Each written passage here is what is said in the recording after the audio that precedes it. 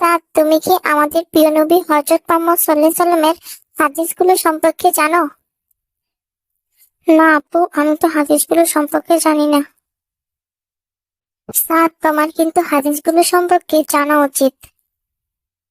আজকে আমি তোমাকে হযরত মুহাম্মদ সাল্লাল্লাহু আলাইহি সাল্লামের 40টি হাদিস সম্পর্কে বলবো।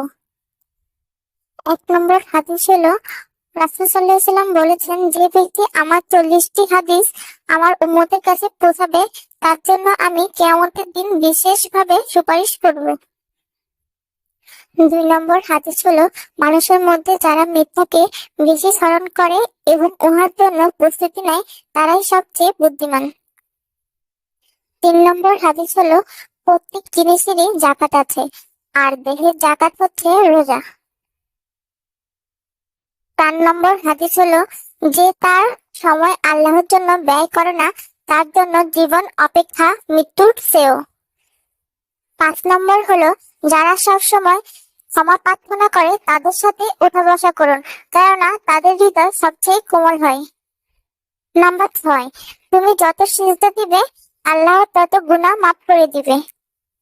নাম্বার 7 হলো, সূরা ফাতিহা পায় 1000 রোগের ওষুধ। নাম্বার 8, হাতের তালুতে জ্বলন্ত আগুনের কয়লা রাখলে যেমন কষ্ট হবে তার চেয়ে বেশি কষ্ট হবে শেষ যমনায় ঈমান রাখতে। 9 নম্বর হলো, রোজাদারদের জন্য প্রতিদিন জান্নাত সুসজ্জিত করা হয়। 10 নম্বর হাদিস হলো, রাসূল সাল্লাল্লাহু আলাইহি সাল্লাম বলেছেন, কিয়ামতের দিন সব নবীর চেয়ে আমার উম্মতের সংখ্যা বেশি হবে এবং আমি সর্বপ্রথম জান্নাতের দরজা খুলব।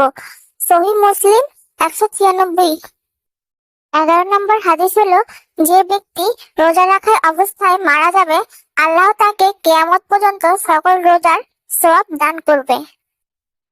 12 নম্বর হাদিস হলো, যে ব্যক্তি ফজরের নামাজ আদায় করলো সে আল্লাহর হেফাজতে চলে গেল। 13 নম্বর হাদিস হলো, হযরত মুহাম্মদ সাল্লাল্লাহু আলাইহি সাল্লাম বলেছেন, রোজা ও কোরআন কিয়ামতের দিন মানুষের জন্য সুপারিশ করবে। মুসনাদে আহমদ হাদিস 6626।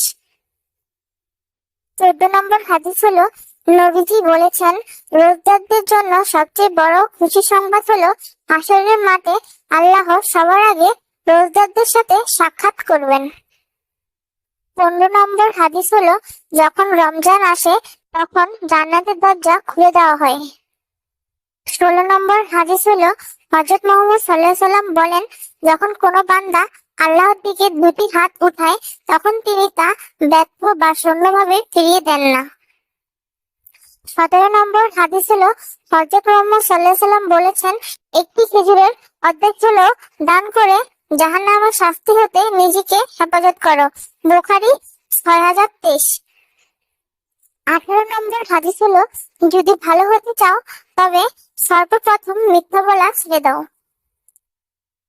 19 নম্বর হাদিস হলো, তুমি যখন রাস্তা দিয়ে যাও তখন আল্লাহর নামে জিকির করো, কারণ হাসরের দিন ওই রাস্তা তোমার নামে সাক্ষী দিবে। 20 নম্বর হাদিস হলো, তোমরা সবসময় ওযু করো, কারণ কিয়ামতের দিন যারা ওযুকারী তাদের হাত পা উজ্জ্বল থাকবে। 21 নম্বর হাদিস হলো, যার দুঃখ বেশি তার প্রতি আল্লাহর রহমত বেশি। 22 নম্বর হাদিস হলো, যখনই নামাজে দাঁড়াবেন জীবনের শেষ নামাজ মনে করবেন। 23 নম্বর হাদিস হলো, যে মহিলা গর্ভাবস্থায় 1 খতম কোরআন পাঠ করবে তার গর্ভের ওই সন্তান একজন নেককার বান্দা হিসেবে দুনিয়াতে আগমন করবে। 24 নম্বর হাদিস হলো, চুপ থাকার কারণে মানুষের যে মর্যাদা হাসিল হয় তা 60 বছর নফল ইবাদত হতে উত্তম। 25 নম্বর হাদিস হলো, রাসূল সাল্লাল্লাহু আলাইহি সাল্লাম বলেছেন, জান্নাতের সবচেয়ে নিকটবর্তী আমল হলো সময় মতো সালাত আদায় করা। হাদিস সহিহ মুসলিম 260। 26 নম্বর হাদিস হলো, যে ধোঁকা দেয় সে আমার উম্মতের অন্তর্ভুক্ত নয়। 27 নম্বর হাদিস হলো, তুমি জানো তুমি সঠিক তবুও তর্ক করো না। 28 নম্বর হাদিস হলো, হযরত মুহাম্মদ সাল্লাল্লাহু আলাইহি সাল্লাম বলেছেন, তোমরা বিপদের পরে মৃত্যুর কামনা করবে না, বরং বলবে, হে আল্লাহ, যে পর্যন্ত জীবিত থাকা আমার জন্য কল্যাণকর, আমাকে ততক্ষণ জীবিত রাখুন, এবং যখন মৃত্যু আমার জন্য কল্যাণকর, তখন আমাকে মৃত্যু দেন। 29 নম্বর হাদিস হলো, সূরা ইয়াসিনকে কোরআনের হৃদয় বলা হয়। হযরত মুহাম্মদ সাল্লাল্লাহু আলাইহি সাল্লাম। 30 নম্বর হাদিস হলো, হযরত মুহাম্মদ সাল্লাল্লাহু আলাইহি সাল্লাম বলেন, মায়ের একটি কষ্টের নিঃশ্বাস 7টি দুজকের চেয়েও ভয়ঙ্কর, আর একটি সুখের হাসি 8টি বেহেশতের সমান। 31 নম্বর হাদিস হলো, যে অন্যের বাবা মাকে গালি দিল, সে যেন নিজের বাবা মাকেই গালি দিল। 32 নম্বর হাদিস হলো, রাসূল সাল্লাল্লাহু আলাইহি সাল্লাম বলেছেন, আমি যা জানি তোমরা যদি তা জানতে পারতে, তবে নিশ্চয়ই খুব কম হাসতে এবং বেশি কাঁদতে।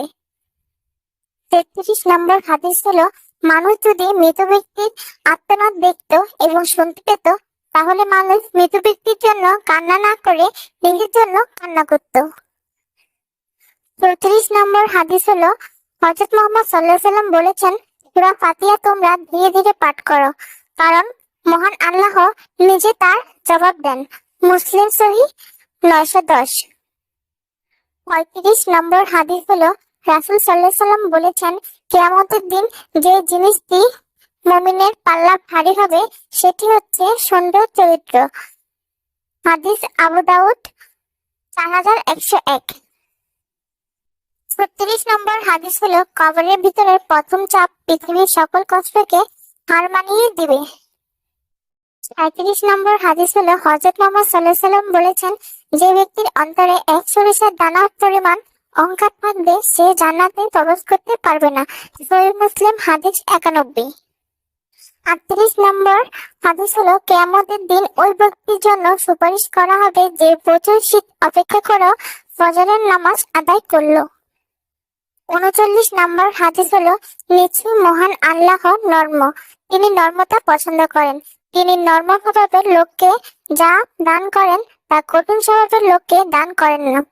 আবু দাউদ 4807 সহিহ।